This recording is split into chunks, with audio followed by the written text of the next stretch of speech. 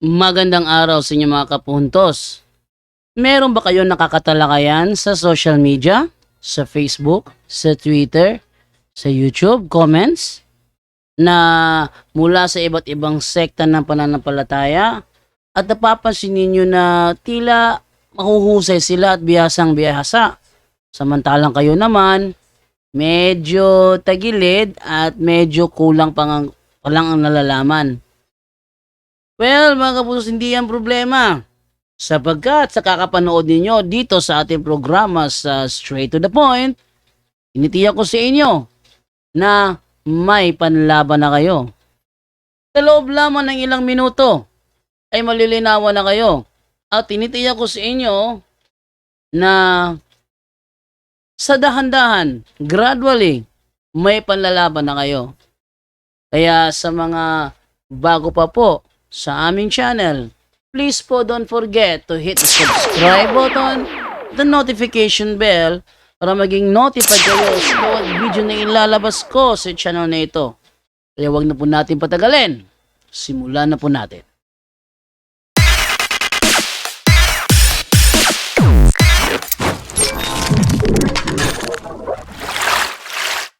Okay, so maraming salamat. Dito naman tayo sa ating puro kamatuuran. Okay, so brother Antonio Tinaulinaw, magandang gabi. Seven Angels watching bro, magandang gabi. Brother Mar Limbaga at Jaspier Haspe, Arturo Partosa, Francisco Istilore at Cirilo Castro watching with you. Maraming salamat. So huwag kalimutan mag-like, mag-share at saka mag-react, Brother Aper Pagunsan from Oman, Middle East. So lahat ng mga Arabo dyan. Kumusta mo ako sa mga kapatid nating mga Arabo dyan. Okay, alright. So 10 minutes, another 20 minutes na negative presentation from Brother Bressy. Handa ka na, brother? Yes. Timer, ready na yung 20 minutes time natin? Timer please. Kung ready. Okay, sige. Pag nag-start nagsalita, starting time. Okay, so go ahead, Brother Bressy. Go ahead. Okay, isa pong mapagpalang araw po ulit sa lahat ng mga tagapakinig at tagapanood natin ng programang ito. Dito sa ating paksa, mapapansin natin na medyo problematic yung kanyang acceptance when it comes to Ministry Magazine. Kasi makikita natin doon sa Ministry Magazine na yung part doon accepted niya, yung part hindi niya accepted. Ang tawag dyan, cherry picking. So kung ano yung pabor sa'yo, accepted mo. Yung hindi pabor sa'yo, yun ang hindi mo ina-accept. Kaya ho tinatanong ko sa kanya kanina, bakit ganon? Bakit yung isa accepted mo, yung isa naman hindi? Kasi kung titignan natin, kung accepted mo na Roman Catholic Church ngayon, then dapat accept mo rin na yung Roman Catholic Church is a persecuting power against the pagans noon. No, ngayon, linawin natin actually medyo maikli yung kanyang presentation, and siguro parang I believe na medyo hindi niya nakita yung mga ibang loopholes ng kanyang presentation dahil nga yung binabanggit niya na error sa Britannica, hindi niya alam yung pages, no? So meron ako ditong book, My Catholic Faith, Catechism in Picture. Actually dala ko siya, bigay po ito ng isang congressman sa akin. No, ako'y nag-work pa sa Congress, galing po ito kay Father Thomas Orlando. Hindi ko alam kung nasan siya ngayon. Sabi dito sa presentation natin, pakita natin, no? In our friendly discussion with non-Catholic, ito yung advice sa mga Roman Catholics. We should not be always on the defensive, but should try to see whether they can trace the origin of the authority of their ministers to the apostles, whether their church can be proved the true church by the possession, sabi dyan, by the possession of the four marks. So ibig sabihin, may tatlo talagang marks ang true church, ang Roman Catholic Church, based po dun sa kanilang nais ipakita, no? Dapat meron siyang four marks. At meron ako dito marks of the true church. At ito yung nakikita ko na mas karapat-dapat natutulan ko dahil mas mas marami siyang sinasabi na kumbaga mas reliable pa yung stand dito kaysa doon sa narinig natin na itinayo lang ng Panginoon ng True Church. Bakit? Kasi hindi naman po kami tutol na yung True Church ay itinayo ni Kristo. Ang tinututulan namin, yung Roman Catholic, yung True Church. So ibig sabihin, doon sa mga ibinaton niya sa atin, na Jesus Christ founded the church, wala tayong problema. Ngayon, meron lang akong gustong ipapansin muna bago tayo magsimula. No? Kasi meron siyang mga pinagbabanggit, no? Ang tanong dito, ito meron akong presentation. Ang tanong dito sa presentation natin, mapagkakatiwalaan ba ang mga Britannica at yung mga iba niyang mga encyclopedia ang kinukot? No? Para at least meron tayong sinusundan doon sa kanyang mga sinabi, no? So ito yung nakasulat, no, yung Roman Catholic. The Roman Catholic Church traces its history to Jesus Christ and the apostles. Pero kung titignan natin yung contributor nito, no, si Francis Oakley, may kita natin na si Francis Oakley ay affiliated sa Roman Catholic Church. So ibig sabihin, yung makikita natin dito na mga resources na ginagamit niya ay bias, no? At hindi ito neutral. Kaya talaga ang sasabihin niya, totoo ang Roman Catholic Church. And at the same time, no, makikita natin yan na talagang affiliated siya sa Roman Catholic Church. I'm sure gagamitin din niya to, Encyclopedia Britannica. Pero kung titignan niyo po, no, doon sa naka-circle na yan, again, yung author niya, no, si L.H. Newman, ay connected or affiliated din sa Roman Catholic Church. So, sumunod, I'm sure gagamitin din niya to. O, i-advance na natin. Halos lahat ng gagamitin niya, i-advance na natin ngayon. Like sa Americana, no? Dito sa Encyclopedia Americana, which is si Gustave, no, makikita natin na si Gustave ay Professor of Ecclesiology. Affiliated po yan sa Roman Catholic Church. Okay? And then sumunod, the World Book Encyclopedia. Mababasa din natin na yung source niyan at kasama dyan yung author na affiliated din sa Roman Catholic Church. And then another thing is the New Book of Knowledge. No? The history of the Roman Catholic Church began in upper room, etc., in Jerusalem. Pero kung papansinin natin, again, ang kanyang contributor ay si Bishop John J. Doherty, kung hindi po ako nagkakamali ng pronunciation, no? Makikita natin na itong mga pinagbabanggit natin, ito po ay mga affiliated sa Roman Catholic Church. And even itong World Almanac, no? Makikita natin ito, yung mga listahan ng Pope, okay? No, na ito ay nagmula kay Pedro, etc., etc. Pero kung papansinin natin, ito ay nagmula sa Annuario Pontifico. At kung titignan natin sa World Almanac, Roman Catholic founded by Jesus, who named St. Peter, the first vicar, developed in the early Christian proselytizing, especially after the conversion of Imperial Rome in the 4th century. Ngayon, kung titignan natin, inalis nila yung word na traditionally, na yun yung stand, no? So kung titignan natin, sa mabilis na pagpapakahulugan, itong mga ginamit na mga references or gagamitin pa lang ng mga referensya, of course, it is a biased reference na nagsasabi na sila yung totoo o sila yung tunay. No? Kaya hindi natin yan, hindi natin yan tinatanggap at hindi naman ho katanggap-tanggap. Ngayon, puntahan natin, may kasama ding paglilinaw doon sa ating ititindig sa mga oras pong ito, para at least po malinawan din po ang lahat. Ano po? Ang akin pong stand, ayan, nandyan po sa presentation ko, ang akin pong stand is the negative side. No? At the Roman Catholic, true church, ang conclusion niya, ang Roman Catholic Church ay true church. Ngayon, ang akin pong stand in my premise, I will do whatever I can do to stand as negative to negate these premises with credible and reliable arguments. So ano ba yung mga arguments natin? In our topic, ipapakita ko sa inyo na yung mga argument and contentions are Bible-based. Kanina sa kanyang presentation, wala tayong nakita na Bible verse. No? Wala. Nag-uusap tayo dito, pares tayong Christian, wala tayong narinig na nagbasa siya ng Bible verse. Doon ako nakakita na Christian debate nagpapatunay walang Bible verse. No? So baka ano yan, baka hindi Catholic Church talaga, baka ano yan, Church of Encyclopedia. No? Number 2, all of my references are credible and not biased on false claims. Kung meron tayo ditong gagamitin na mga references, I'm sure kung tayo ay magmamali ng mga referensya, ang Panginoon ang siyang witness at siyang magbibigay sa atin ng judgment. So in my introduction, there are good arguments even excellent arguments that proves that the Roman Catholic Church is not the true church.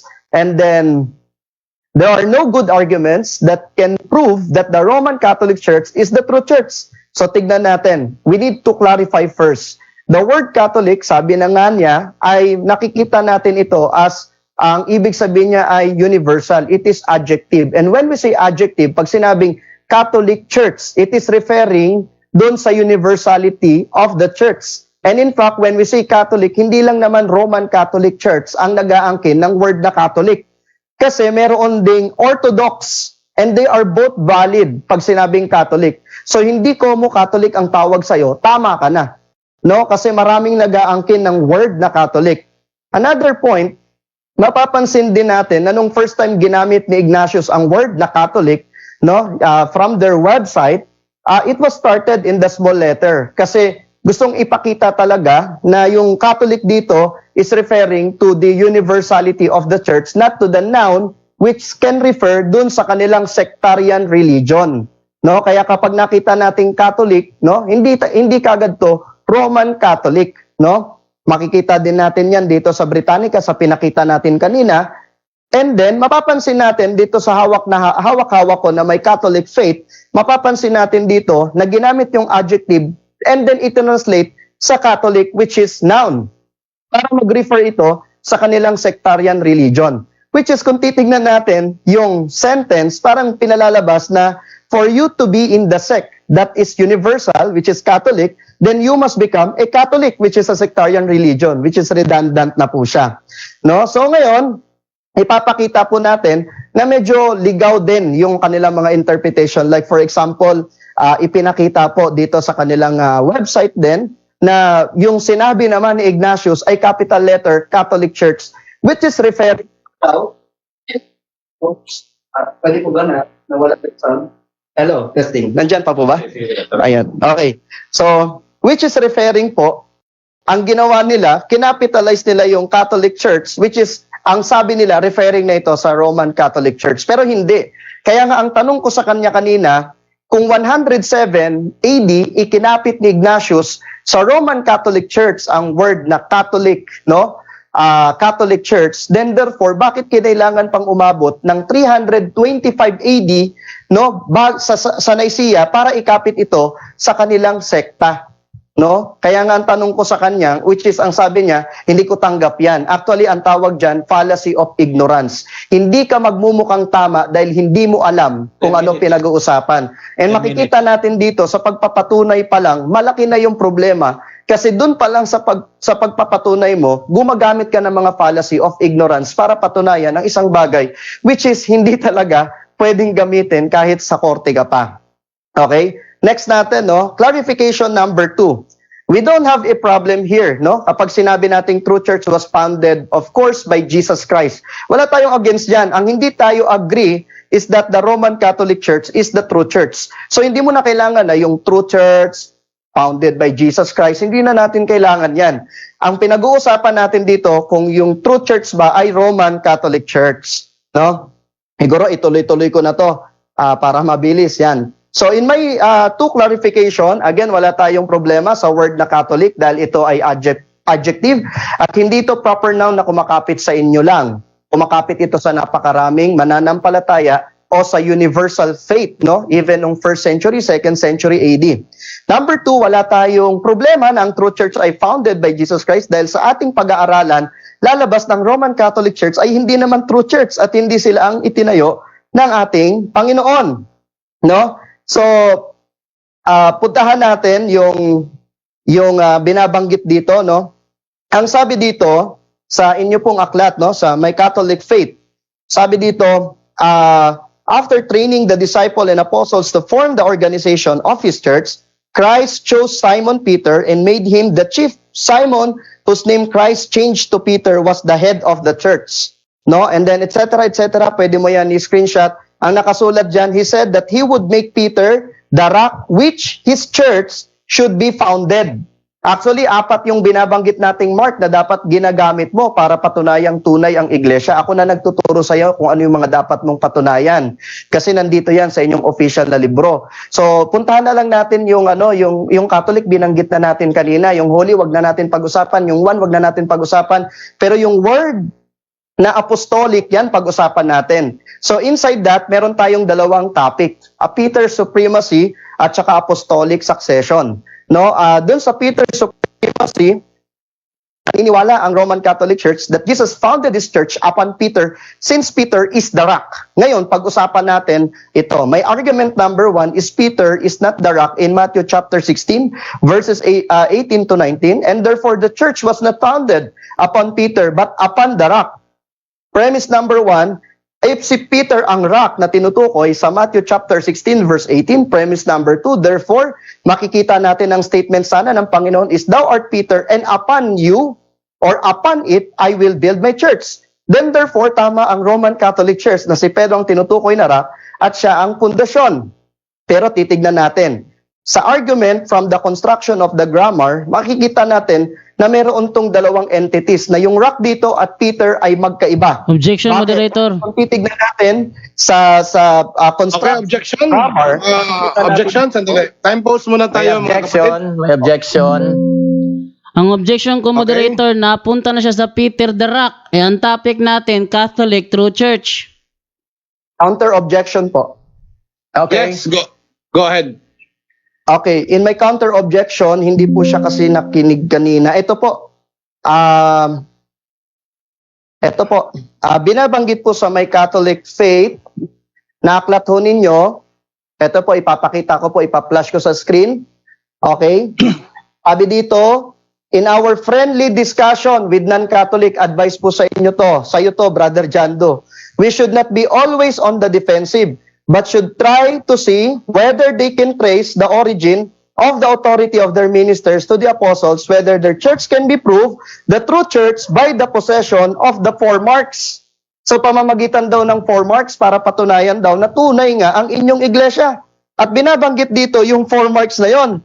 No? Ang 4 marks na yon, 1, holy, Catholic, apostolic. So ito yung mga pundasyon ng churches Moderator. ninyo. So, pag Okay. sinabing apostolic, part yun ng apostolic Moderator. succession. Okay. Okay. Wala po. Okay, wala po yung- moderator's time. Moderator's time. Okay, moderator's time. Brother Jando, yung narinig ko kanina sa 4 marks, wala siyang problema sa 1 Holy Catholic. Ang tinutukoy niya ngayon isang apostolic, ang isang marka.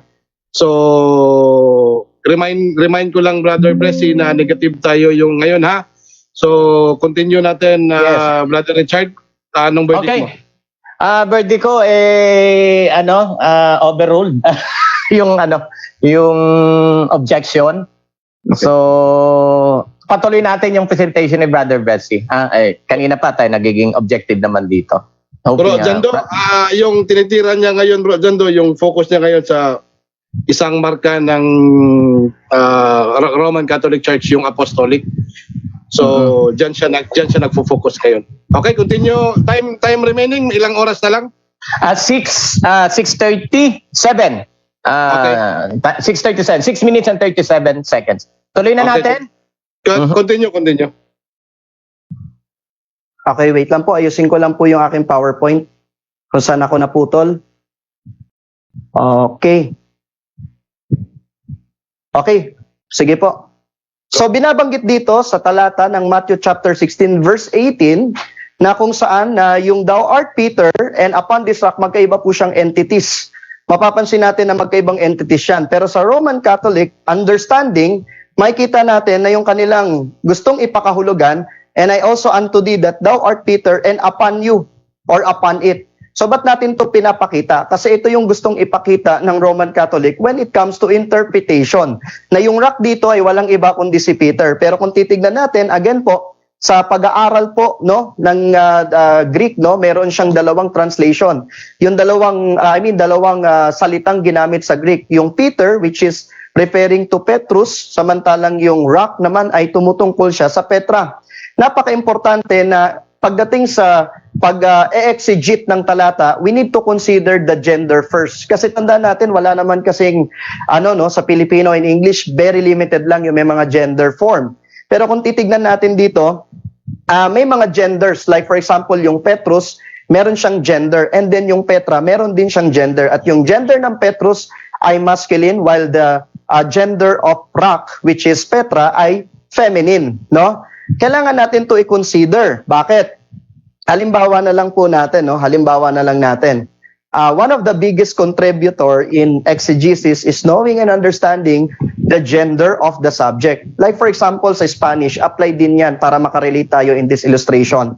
Like for example, binanggit yung papa, yung papa, tapos para malaman mo sa Spanish kung yan bang anong gender niyan, meron niyang article na sa English tinatranslate yan as the or the. So ang translation yan kapag yan ay masculine ay el, kapag yan ay feminine la. Pero kung papansinin natin, nagkaiba lang sila ng gender, automatic magkaiba rin sila ng meaning. El papa, parehas ng spelling, la papa, parehas ng spelling, different genders and different meaning. Parang ang tawag po diyan ay homonyms. No? Actually, yan yung pinakamalapit na pag-i-illustrate natin dito sa English. Yan ay homonyms, no? Ngayon, kung titignan po natin dito sa presentation na to, pinapakita po dito na yung Petrus at Petra ay magkaibang entity. Hindi po si Pedro yung rock na tinutukoy sa Matthew chapter 16 verse 18. Mamaya malalaman natin kung sino. Kung titignan po natin dito, based doon sa gender, no? Kung talaga naiisa lang ang tinutukoy na rock dyan, walang iba kundi si Pedro, dapat doon sa translation ninyo, doon sa Latin Vulgate, dapat ang nakasulat Petrus et super hanc Petrus. Pero bakit ang nakasulat dito ay Petrus et super hanc Petram? Magkaiba pa rin siya. No? So anong ibig sabihin niyan? Ang ibig sabihin niyan, itatayo ang iglesia hindi kay Pedro, kundi doon sa bato. At doon sa batong yan na tinutukoy, makikita natin sa 1 Corinthians chapter 10 verse 4 na and did all drink the same spiritual drink, for they drank of that spiritual rock, and that rock followed them, and that rock was Christ. Hindi po si Pedro, no, na katulad ng stand niyo. So ipinapakita dito, actually in-screenshot ko na rin na yung word na ginamit dito ay Petra. Referring po siya kay Jesus Christ. Yun po ang rock at hindi po si Pedro. Therefore, putol kagad yung apostolic succession na binabanggit. In fact, may kita din natin na is the Roman Catholic Church the only Church of Christ? Sa page 8, sabi dito, the early church fathers were fairly evenly split between two positions. So kahit magsabi ka sa akin ng mga statement ng mga early church fathers, hati pa rin ang kanilang views regarding kung sino ba talaga yung rock. And according sa ating pag-aaral sa Papal Power, its Origin and Development, makikita natin, sabi ni Henry T. Hudson, among the early church fathers, 17 interpreted the rock. Kaya may mababasa kang rock dyan. Pero pag tinignan mo yung consensus, mas malaki pa rin yung nag-i-interpret na ito ay Peter's faith, hindi po yung early church, hindi po yung rock na tinutukoy. No?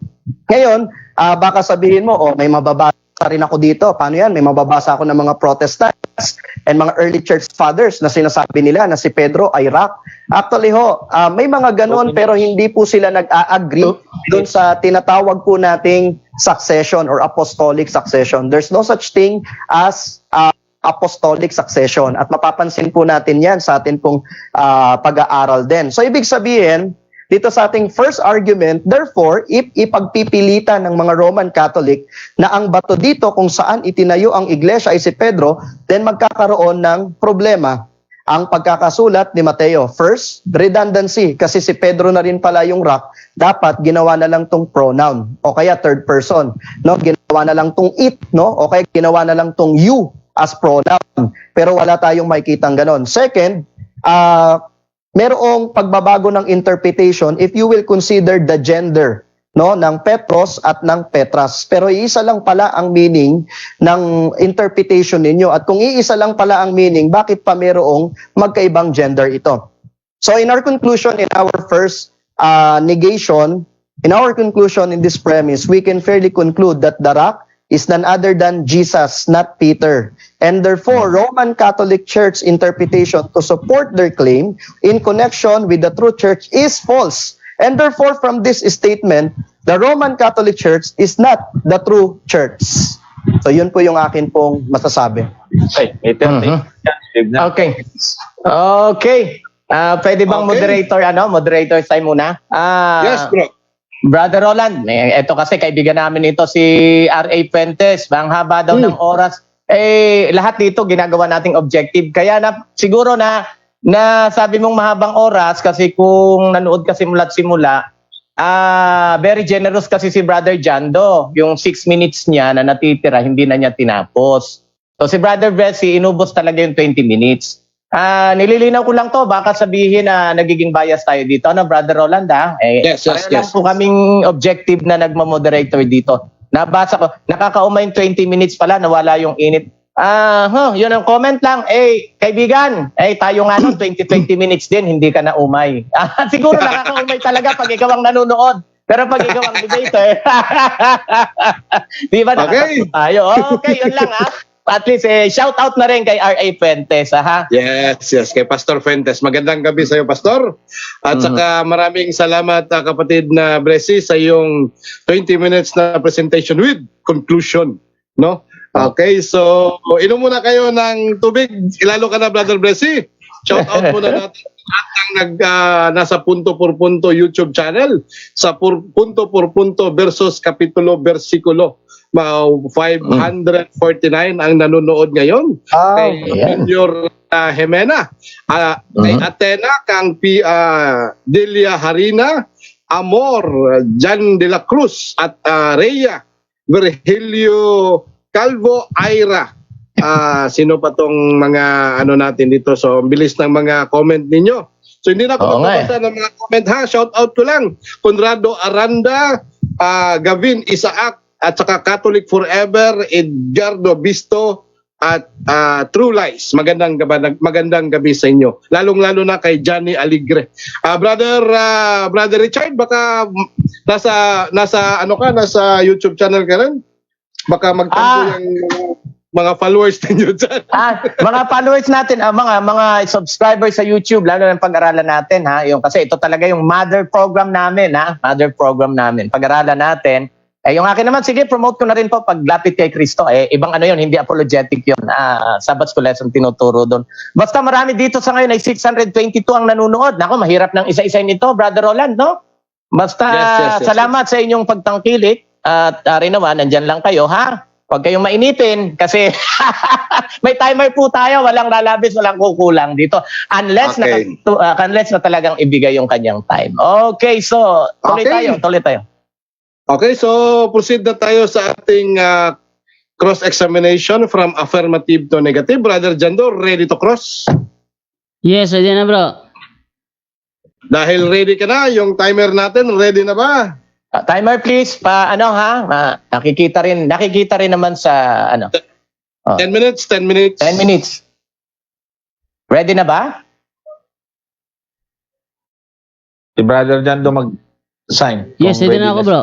Okay, Brother Jando, ready na ang time. Magsasalita ka, tatakbo na rin ang oras. Go ahead. Okay, Brother Brese, kaklaruhin ko lang. Itong tinutukoy dito na Roman Catholic Imperial State Church, hindi ba ito tumutukoy sa Roman Catholic Church? Objection, Mr. Moderator. Yes, objection. Go ahead. Objection. Mas maganda magbigay siya ng tanong, wag magbigay ng statement. Tanong yun bro. Okay. Tanong yun. Okay. Brother Jando, ulitin na lang, no? Time pause muna ha. Ulitin lang yung tanong, Brother Jando, tapos pasagutin na lang natin. Baka hindi nakuha ni Brother Bresi. Ulitin na lang. Ang time pause muna, magtatakbo lang ang oras kapag magsisimula ng magsagot si Brother Bresi. Bro Jando? Kikaklaruhin ko lang, ito bang tinutukoy dito na Roman Catholic Imperial State Church? Hindi pa to ang Roman Catholic Church? Okay, time to shoot. Okay. Actually, yan ay Roman Catholic Church na kumapit sa kapangyarihan ng state. Kaya nga yan yung pinagsamang kapangyarihan ng religion at saka state. Ngayon, yung binabanggit dyan na siya yung nag-persecute, totoo kasi na siya yung Roman Catholic Church na nag-persecute sa mga pagans. Pero kung titignan mo, sa pagkakasulat pa lang doon sa number 1 at number 2 para hindi ka mamali ng interpretation, nakasulat dyan Apostolic Christian, Ancient Catholic, Universal. So binigyan ng meaning yung Catholic which is universal. Din sa number 2, ganun din ang pagkakabanggit.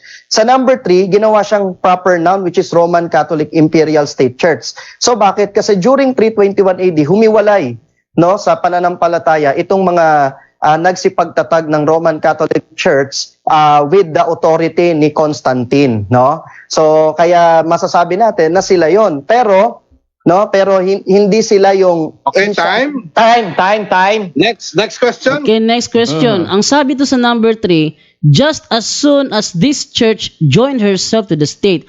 Sinong tinutukoy dito na this church? Ito ba, hindi ba ito yung ancient Catholic Church?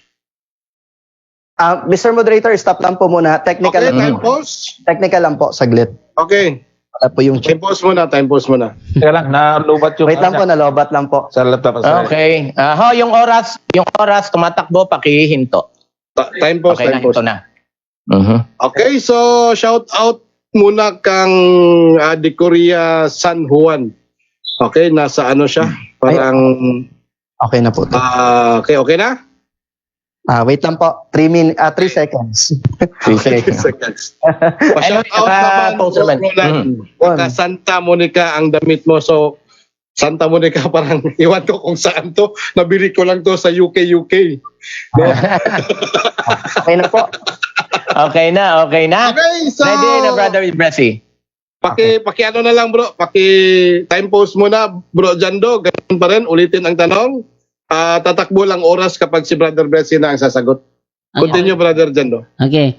Ito sinasabi ditong just as soon as this church. Itong this church na tinutukoy dito, hindi ba ito yung the Apostolic Christian Ancient Catholic? Hindi ba ito yung ang tinutukoy na this church?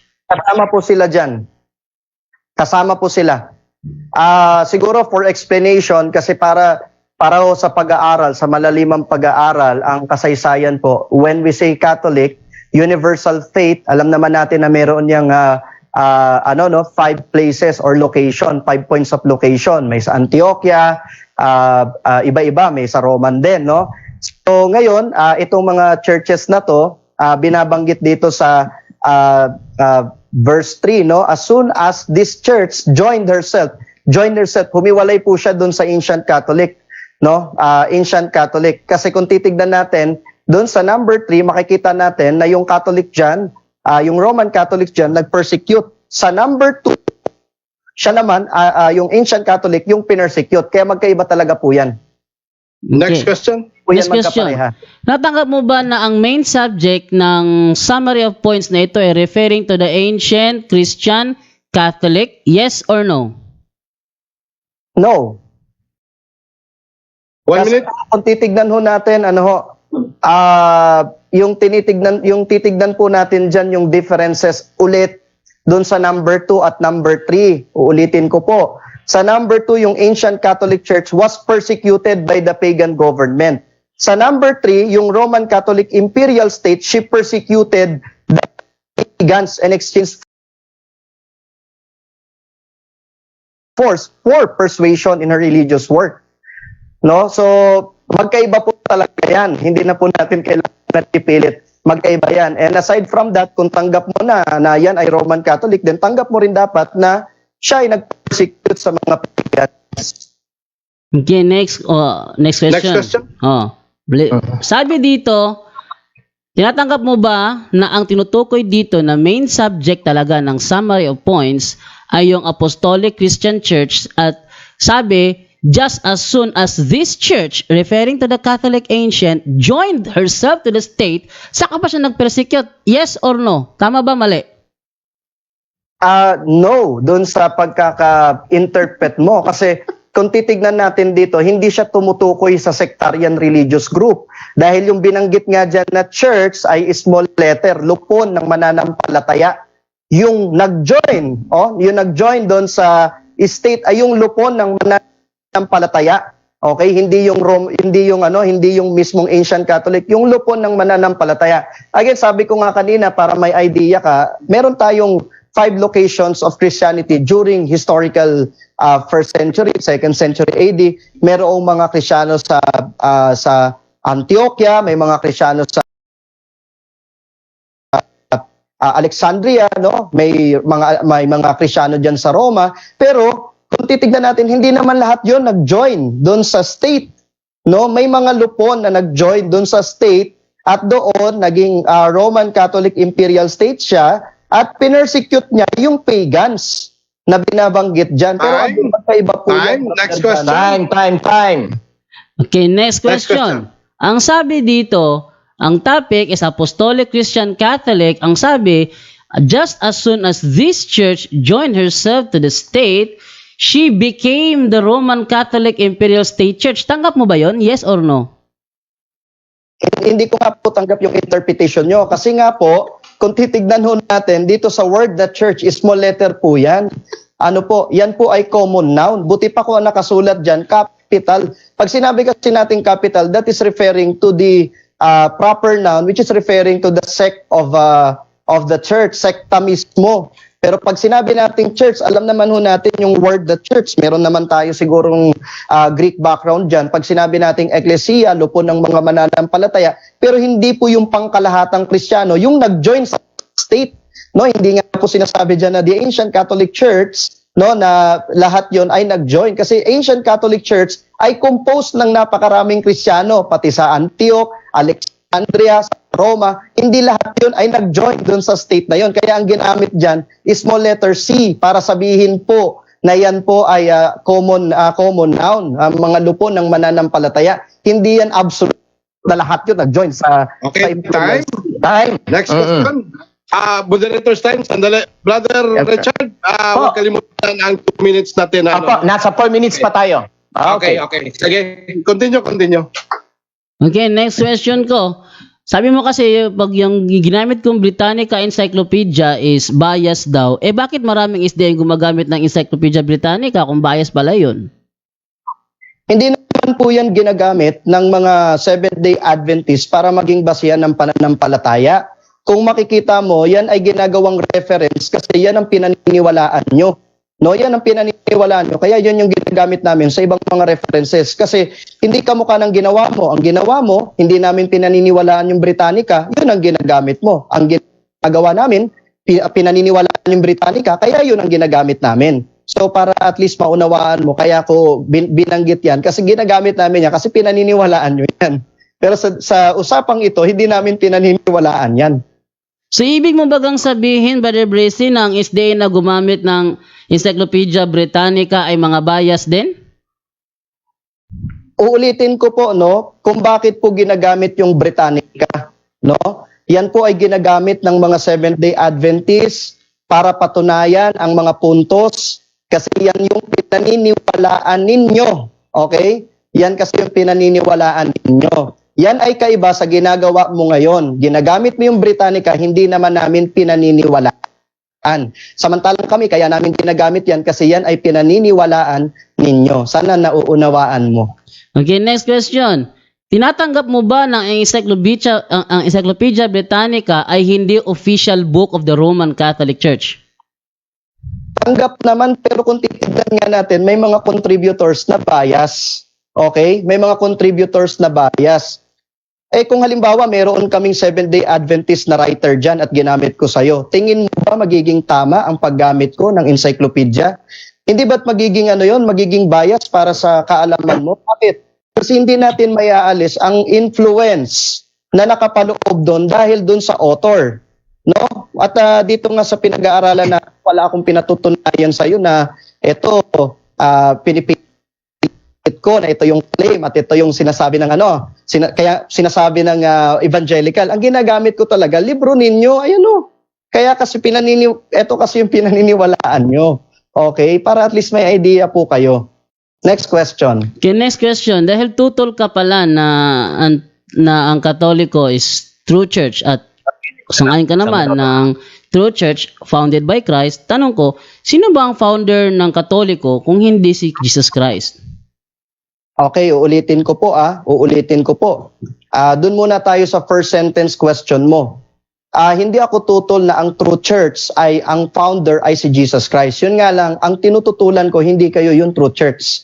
Kung ang tanong mo sa akin kung sino ang founder ng true church, wala tayong total person na Objection, matuturo. moderator. Pero kung ba wala tayong total person na matuturo, Objection, magiging moderator. tama kayo. Ito same din with Orthodox. Objection, kung wala moderator. tayong nakikitang Objection? Okay, Objection? objection. Yung oras pati ha. Timer please, paki-post at ilang segundo na lang. Sa ano ko, segundo na lang. Okay. 30 seconds. Bago yung Okay, 20 ano, seconds. objection. Okay, Brother Jando, ano yung objection natin? Hindi ko tinatanong sa kanya kung sino ang founder ng True Church. Yata sa akin. Yun, hindi ko Hindi tanong na sa yata kanya yung yun. internet ko. Sige. Ang sabi ko kasi kanina, sa tanong ko kanina, moderator, tinatanggap niya na ang True Church founded by Christ. Tinatanggap niya yon. At tutol siya na ang Roman Catholic Church is True Church. So ang tanong ko sa kanya, sino ba ang founder ng Roman Catholic Church kung hindi si Jesus Christ? Yun ang tanong ko sa kanya. Moderator's time. Bro Jando, baka hindi mo narinig. Yung sagot niya dyan sa katanungan mo, wala siyang maibigay kung sino ang o wala siyang maibigay ang pangalan. Brother Richard, yun din ba ang narinig mo? Opo, Okay. wala siyang, at kasi yung Roman Catholic Church ang tinatanong per se. Oo. Kaya wala Oo. siyang maituro. Kasi iba talaga, Wala to siyang be, maituro. to be objective, iba kasi ang claim ng, iba ang aral ng Adventist dyan at Roman Catholic. So since ang tinatanong mo So- si Blessing, understandable na hindi niya ituturo yung maaring gusto mong ituro niya. Mr. So, Moderator, Okay, so may time yes, pa. moderator. Brother Meron pa Bessie. 27 seconds na lang. Okay. Brother Bessie, ano yung counter natin? Apo, itutuloy ko lang po siguro yung sinabi ko kanina. Okay, moderator's tatakbo time. na yung Sandali time. ha. Sige. Sandali ha. Pag Yes, magsalita Brother si Brother Bessie, time continue. Go ahead. Oo. So okay, ba? Excuse me. Okay na ba si Brother Jando? Brother Jando, para 27 seconds na lang tayo. Hindi ko narinig yung ano niya kanina, sagot niya kanina. Siguro na putol yung internet. Yung ano bro, yung sinabi namin, confirm namin ng dalawang moderator, wala siyang maibigay na pangalan doon sa tanong mo. Okay, continue tayo, Okay. Brother Bessie. Remaining 27 seconds. Go ahead. 27 seconds. Okay. So ang pinag-uusapan natin dito, yung founder ng True Church ay si Jesus. Ang founder ng Catholic, hindi si Jesus. Therefore, hindi siya yung True Church. Ngayon, ang gusto kong sabihin, wala tayong matuturo na tao kasi development ang nangyari started nung 321. Ayan, nakasulat na nga sa summary points 321, no? Under ni Constantine. Development yan. Pero kung ba wala tayong maituro, wala na talagang Time. tama na kayo. Time. Okay. Okay. Yan. Time Okay. remaining, bro. Bessie, ilang oras? Wala na. Wala na pala. Wala na. Ay, Okay, Brother okay. Brother Roland. Yes. Shout out lang ako kasi alam mo, ayaw na sanang patulan ito. Pero ayaw kong lumabas na either both side ay may pandarayang ginagawa. Ang hirap kasi nitong hindi ko alam kung talagang sinasadya naman o totally ignorance. Si kaibigang R.A. Fuentes, ang binabanggit niya, bakit wala daw rules na 20 minutes nung kami, tayo yon kaibigan. Hindi tayong nagdidebate ngayon. Ibang rules tong sinusunod nila. Hindi ka ba nakinig? Binasa yung mga rules na hindi ko ilan ang presentation, parehas lang, objective lang dito, no? Pasensya na Brother Roland kasi Okay lang. Oy, gusto ko lang palabasin dito na both side ay naging pata sa ating debaters. Ano po? Wala naman, Pastor Fuentes, may rematch pa man siguro kayo, no? Hindi, nasanay kasi kayo ng 15-15 noon. Pero iba yung rules natin noon. Huwag nang rito. Kasi, Baka sa sunod na debate ninyo, Bro Richard, gawin ninyong 25. Baka bitin si Pastor Fuentes. actually, sa ibang sa ibang ka-debate namin, talagang 20, kagaya yung debate namin sa Muslim, 20-20 talaga. So, Yan. pasensya na. Yun lang, gusto ko lang linawin kasi nababasa dito, may mga sumasagot na ilan, baka nga yung ibang makabasa sabihin, at nandadaya tayo dito. Hindi po, ulitin natin, Okay. pareho silang 20 minutes, binigay lang ni Brother Jando yung 6 minutes niya, kaya parang naging mas mahaba yung presentation ni Brother Bessie. Pero, moderator, sa sa side ng ating mga kapatid na Catholic at of course dito kasi kung makikita may pala sila ginagawa. Ano lang tayo dito? Lang. Okay. Bakit yun? Maganda naman yung pinapakita ng mga speaker natin ngayong gabi. Okay. So, Of course, oo. naging 604 na yung mga viewers natin sa punto por punto versus kapitulo versikulo. Dito ay 628. Okay, so all in all nasa 1,200 na no yung Opo. mga viewers natin ngayon. So paki-comment na lang, paki-like and paki-share at saka i-shout out i-comment nyo rin yung mga mention nyo yung mga kaibigan natin, no? Yung mga kaibigan ninyo na gusto kasi maganda yung kakayan ngayong gabi. Napaka-sports, napaka-informative. Okay?